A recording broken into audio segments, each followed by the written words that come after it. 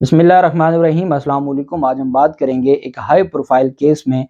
سابق جرنیلوں کو شامل تفتیش کرنے کا حکم دے دیا ہے اسلام آباد ہائی کورٹ نے۔ یہ جرمن شہری ہے جس کی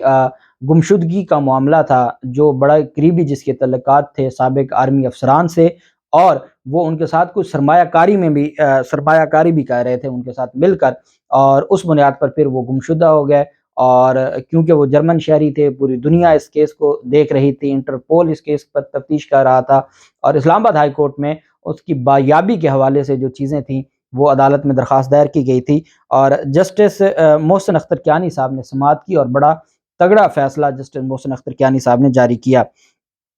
اسلام آباد ہائی کورٹ نے کوہسار پولیس کو پاکستانی نژاد جرمن شہری کی گمشدگی کے سلسلہ میں 2 سابق جرنیلوں اور مالیاتی مشیر سے تفتیش کی ہدایت کر دی۔ ذیشان خان کی جانب سے درخواست دائر کی گئی۔ انہوں نے کہا کہ ان کے چچا عبدالرحمان کی بایابی کی درخواست اسلام آباد ہائی کورٹ میں ہے، اور اس پر انہوں نے اپنے چچا عبدالرحمان کی بایابی کے لیے عدالت سے استدعا کی۔ اب یہ جو درخواست ہے، اس میں جو عبد الواحد رحمان نام ہے ان کا، عبد الواحد رحمان، اور یہ جرمن شہری ہیں۔ عبد الواحد رحمان 30 نومبر 2021 سے تھانہ کوہسار کی حدود سے لاپتہ ہیں۔ پولیس نے ان کے اغوا پر پاکستان پینل کوڈ کے دفعہ 365 کی تحت 1 دسمبر 2021 کو پہلی FIR درج کی تھی۔ دوران سماعت عدالت کو بتایا گیا کہ لاپتہ شہری کا تاحال سراغ نہیں لگایا گیا، اور ان کے وکیل ایڈوکیٹ راحیل خان یوسفزئی نے عدالت کو بتایا اور عدالت کے روبرو استدلال کیا کہ انہیں بایاب کرانا ریاستی اداروں کا فرض ہے۔ اگر وہ قانون نافذ کرنے والے کسی بھی ادارے کی تحویل میں ہیں تو انہیں مجاز عدالت میں پیش کیا جانا چاہیے، چونکہ یہ ایک معاملہ ہے اور جو جبری گمشدگی کا معاملہ ہے، اور اس کے اوپر سپریم کورٹ آف پاکستان میں بھی بڑی اہم کارروائی ہوئی، اور اسلام آباد ہائی کورٹ نے بھی اس کے اوپر ایک کمیشن بنایا۔ ابھی کل سندھ سے پہلے ہم سنتے تھے کہ بلوچستان کے لوگ آ کے اسلام آباد میں احتجاج کرتے ہیں یا دھرنا دیتے ہیں جبری گمشدگیوں کے خلاف۔ اب سندھ کے لوگوں نے کل احتجاج کیا ہے اسلام آباد میں، اور وہ اسلام آباد میں احتجاج اس وجہ سے کر رہے ہیں کہ ان کے بچوں، ان کے جو فیملیز کے لوگ ہیں وہ جبری گمشدہ ہیں اور ان کا کوئی پتہ نہیں ہے۔ اب قانون یہ ہے کہ اگر تو آپ نے کسی کو گرفتار کیا ہے، 2 ہی گرفتاری ہیں، یا تو آپ کے جو سویلین ادارے ہیں وہ گرفتار کرتے ہیں، ان کا کام ہے کہ کوئی اگر کسی جرم میں ملوث ہے، کسی کیس میں ملوث ہے، آپ اس کے خلاف FIR درج کریں، اس کے خلاف مقدمہ دائر کریں، اور جو اس کا حق ہے، دہشت گردی کا مقدمہ ہے، 90 دن کا آپ کے پاس فزیکل ریمانڈ ہے، آپ اس کے خلاف تگڑے ثبوت عدالت میں پیش کریں تو ریمانڈ آپ کو ملتا رہے گا، اور پھر اس کے بعد ملزم جیل میں بھی چلا جائے گا تو آپ تفتیش مکمل کر سکتے ہیں۔ اگر جو ہمارے ملٹری ادارے ہیں ان کی جانب سے کسی کو گرفتار کیا جاتا ہے جو ریاست مخالف سرگرمیوں میں ملوث ہے، جس کے بارے میں یہ ہے کہ وہ ریاست کو نقصان پہنچا رہا ہے، تو اداروں کے پاس اپنے قوانین ہیں، اپنے اختیارات ہیں،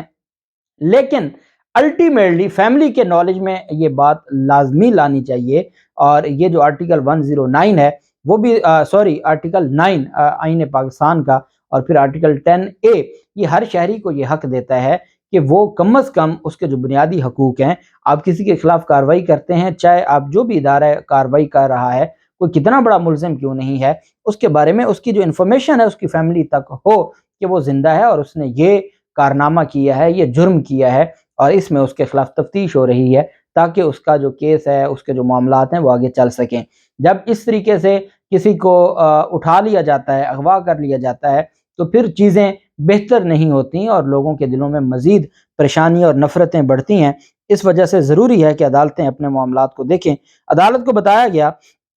اس کیس میں جو وکیل تھے راحیل خان یوسفزئی،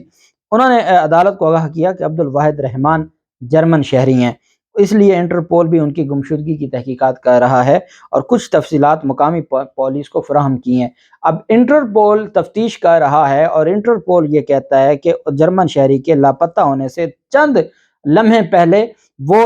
جو دہلی گیٹ ہے لاہور کا، اس کی لوکیشن وہاں پر پائی جاتی ہے۔ اب یہ ہمارے لیے کتنی شرمندگی ہے کہ انٹرپول آ کے یہاں پر پاکستان میں ایک بندہ گمشدہ ہوتا ہے، پاکستان میں ایک بندے کے حوالے سے مقدمہ درج ہوتا ہے اغوا کا، اور انٹرپول آ کے مقامی پولیس کو بتا رہا ہے کہ وہ اس کی آخری لمحے جو لوکیشن ہے وہ پاکستان کی کس جگہ پہ تھی۔ ہماری پولیس کا اس کے حوالے سے کوئی کردار نہیں ہے، اور یہ ان کی نالائکیاں ہیں۔ بہرحال انہوں نے کہا جی کہ ان کی جو ہمیں صرف اتنا انٹرپول نے ابھی تک بتایا ہے کہ مقامی پولیس کو بھی یہ بات ہم نے بتائی ہے کہ لاپتہ جرمن شہری کے واٹس ایپ پر آخری لوکیشن دہلی گیٹ لاہور کی تھی۔ عدالت کو بتایا گیا کہ لاپتہ جرمن شہری پیشے کے لحاظ سے مترجم ہے، وہ ٹرانسلیٹر تھا، اور ایسے اپنے موکلوں کلائنٹس کے لیے ایرانی اور افغانی لوگوں کے انٹرویو کرتا تھا۔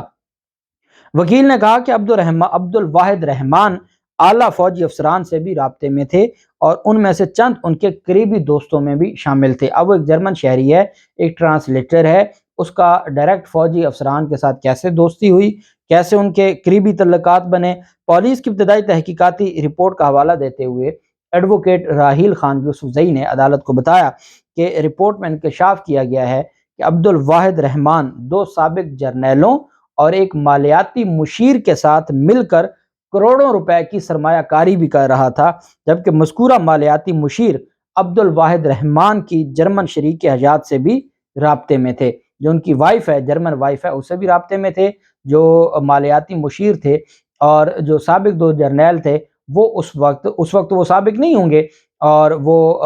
اس وقت ایکٹنگ اپنے آفیسرز تھے اور ان کے ساتھ وہ رابطے میں بھی تھا۔ اب ایک جرمن شہری ہے جو صرف ایک ٹرانسلیٹر ہے، اس کا کیسے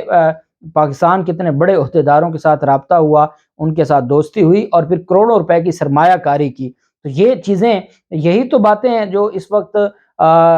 کی جا رہی ہیں کہ جن کا جو کام ہے اگر وہ یہ کام نہ کریں اور غیر ملکی شہریوں کے ساتھ سرمایہ کاری میں ان کا ایک رابطہ ہو جائے، تو پھر الٹیمیٹلی اسلام آباد ہائی کورٹ نے ٹھیک کہا ہے کہ آپ ان کو شامل تفتیش تو کریں، پتہ تو کریں کہ ان کا کیا تعلق تھا اور وہ گیا کہاں ہے، وہ کیا کوئی سرمایہ کاری میں معاملہ بنا، کوئی پیسے وہ کھا گیا، کوئی فراڈ کیا اس نے کہ جس کی بنیاد پر کسی اور نے اس کو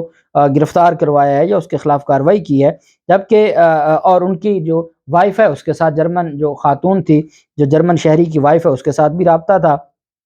انہوں نے عدالت کو بتایا کہ عبد الواحد رحمان اغوا ہونے سے قبل 2 ریٹائرڈ جرنیلوں سے رابطے میں تھے۔ عدالت نے استفسار کیا کہ کیا انہوں نے سابق فوجیوں سے تفتیش کے لیے فوجی حکام سے اجازت مانگی ہے، تو اسسٹنٹ اٹارنی جنرل عثمان گھمن نے عدالت کو بتایا کہ مذکورہ افسران ریٹائرڈ ہو چکے ہیں، اس لیے پولیس جنرل ہیڈ کوارٹرز جو GHQ ہے اس یا کسی بھی انٹیلیجنس ایجنسی سے تحقیقات کی اجازت لینے کی پابند نہیں ہے۔ اگر تو وہ ایکٹنگ جرنیل ہوتے اور وہ اس وقت بھی عہدوں پر ہوتے اور وہ ملوث ہوتے تو پھر تو GHQ سے باقاعدہ پرمیشن لینی پڑتی، اور یا GHQ خود کارروائی کرتا یا GHQ پولیس کو اجازت دیتا کہ وہ تفتیش کر سکتے ہیں۔ چونکہ اب یہ معاملہ، وہ ریٹائرڈ ہو چکے ہیں، جو ریٹائرڈ فوجی افسران ہیں، اگر وہ کسی بھی معاملے میں ملوث ہیں یا وہ بطور گواہ ان کا کوئی کردار ہو سکتا ہے یا بطور ملزم کوئی کردار ہو سکتا ہے، تو وہ شامل تفتیش ہو سکتے ہیں۔ ہم نے دیکھا یہ رجیم چینج آپریشن کے بعد کتنے جو جنرل امجد شعیب کو دیکھ لیں، باقی جو ریٹائرڈ افسران ہیں وہ FIA میں پیش ہوتے رہے ہیں، پیکا ایکٹ کے تحت ان کے خلاف کارروائیاں ہوتی رہی ہیں، تو اس کا مطلب ہے کہ وہ پیش ہو سکتے ہیں۔ تو یہ